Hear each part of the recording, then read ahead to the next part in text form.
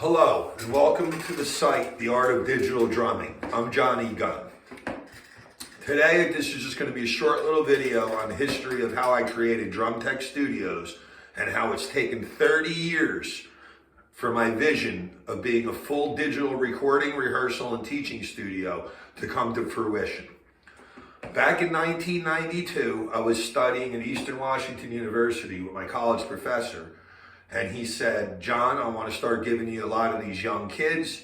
I get asked a lot to teach privately. So I had a house with a roommate, huge basement, so all this equipment. I was really on top of my game, especially with the rudiments back then. So I started teaching. Next thing I knew, it became very lucrative. Then I ran into a bass player, Mr. Mark Terzenbach, who bought the Roland TD5 electronic drum set. Rubber pads, just like my Yamaha, 8-inch pads before the mesh heads. And from the first time we recorded and I played them, I loved the feel and the sound quality and how user-friendly it was, and how at 3 in the morning when I'd come home from a gig all wound up, I can go in my basement when I still had my endorphins rushing, wanting to play, and just pop in the headphones and just wail away. The wife, the baby didn't hear me, roommates didn't hear me, etc. So it's taken 30 years for Drum Tech Studios to finally come to fruition to be a full digital recording, rehearsal, and teaching studio. And this is the first video I'm posting in the new 10 by 20 room. So here we go, a little history of why I like digital drums and prefer digital drums now over the acoustic drums. There's multiple reasons, but I'll keep it short, simple, and sweet. The main reason is I can play 24/7 with a pair of headphones. I can play the drumless tracks with the computer. I have an Apple MacBook Pro. I have the Focusrite Scarlett interface, i18S, so I can just USB right into the side of the computer, open up GarageBand, and bam, I can record within seconds. The time it would take me to mic, EQ, tune an acoustic drum set to get the quality I'm getting out of a simple top of the name brand Yamaha, but middle of the road series drum set is phenomenal. I'm also using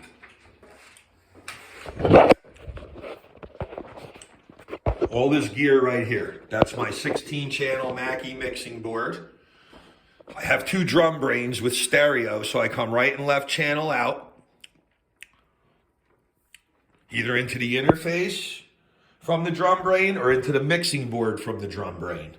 The reason why I have 2 drum brains is I bought the same exact kit. So I bought 2 Yamaha DTX 502 series electronic drums. And I love them. I beat the hell out of them, just like an acoustic set. They sound great. And the next video I'll be posting will be me going through the interface, the USB out the back, send my 1 drum brain into 2 channels, which gives me 1 track. The other drum brain into 2 channels, which gives me 1 track. So I'll have a drumless stereo sample track, track 1 in GarageBand.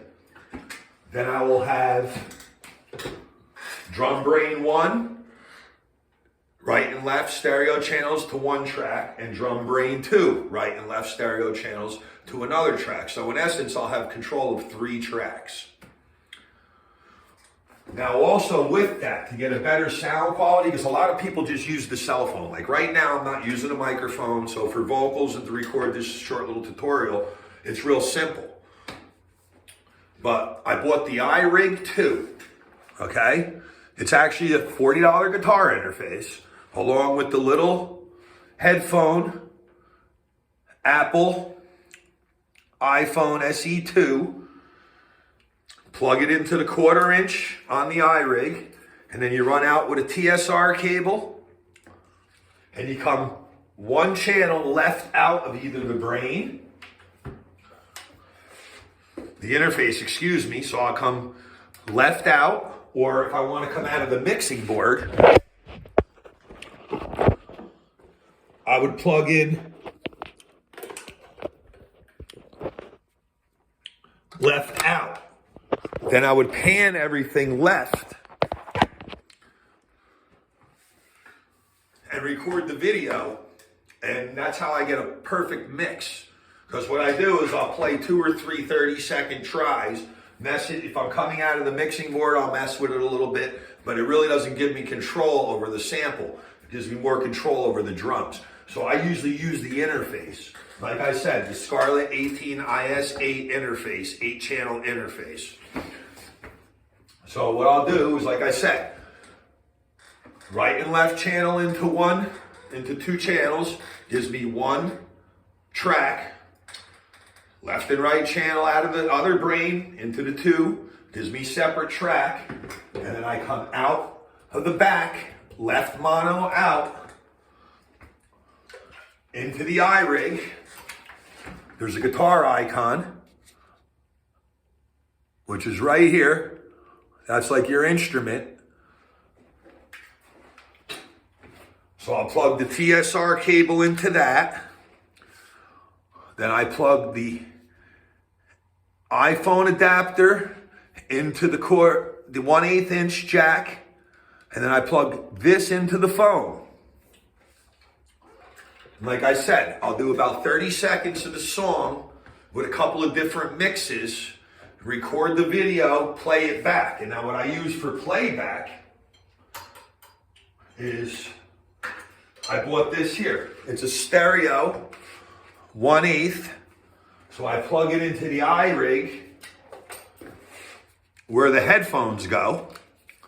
Okay? And then that runs me stereo into my PA.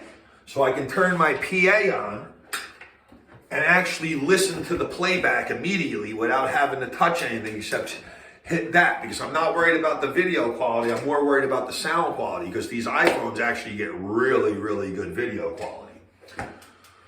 So I'll do 2 or 3 30-second trials with different mixes, and then there's a gain button on the side of the iRig, and there's an effects as well. I leave the effects on through. I don't want the effects. So I adjust the gain, and that's how I get the good sound quality. The first video I did in the small room before I moved all the gear. That's what's taken me so long in between videos. But that was Bob Seger, Old Time Rock and Roll, and you can hear the sound quality. Since then, I've really upped my game and really learned this interface. And I want to thank Brian at Guitar Center in Totowa, New Jersey, who's one of the best sound engineers I've worked with in quite a long time for such a young kid. And he really walked me through this. Now, like I said, we were talking about the computer now. So let me show you the basic stuff I use with the computer. So as you can see, I have my iTunes list with hundreds of songs in it. So what I can do is USB out right into the mixing board, and I can play with my headphones any song I want. Then I have my GarageBand set up, okay? And what I was doing the other day was I was doing Far Behind from Candlebox. So this is what it would look like with the single track. And then when I initiate the electronic drums and take them out of the mixing board and plug them into my interface, I'll have track 1, which is my sample, which you make no input. All right? So make sure you always put your samples on no input in GarageBand. Then inputs 1 and 2 would be a separate track here, and that would be my first drum brain. Then coming out of the second drum brain, track 3 and 4 would actually be 1 track. So I'd have 3 separate tracks. That's how I get my mix. And that's what I've been doing. And this is all the gear I use. I even got guitars hung on the wall, which you can see as well. Hard to do it, hard to show you when I'm trying to record. But there's my bass. And that's the guitar I inherited from Ricky Parent, the drummer from Enough's Enough. And here's basically a look at my kit. Here's a full view look at a kit. We'll give you a 360 of the kit. The pedal setup. The mixing board. And I'm also using the HM4 headphone amplifier from Mackie. This is a Mackie board, Mackie headphone amplifier, Yamaha. I bought all top of the line name brand gear, but middle of the road affordable pricing. Okay, the reason why I bought the headphones is because if you plug your headphones directly into, you see on the mixing board where it says headphones right here, and you try to turn that knob, you're not going to hear jack. You're basically not going to hear it. The headphone amplifier enables me to be able to have 4 channels, so I can have 3 of my friends over. We can record without having the speakers up. Okay, because if you want to do vocals, I set the vocalist up across the room. If I have the speakers on, I get bleed through. So that's basically what I'm doing here, folks. All right, so I hope you enjoy, and I hope this was educational. And I'll be posting my next video by the end of the week. Have a great day.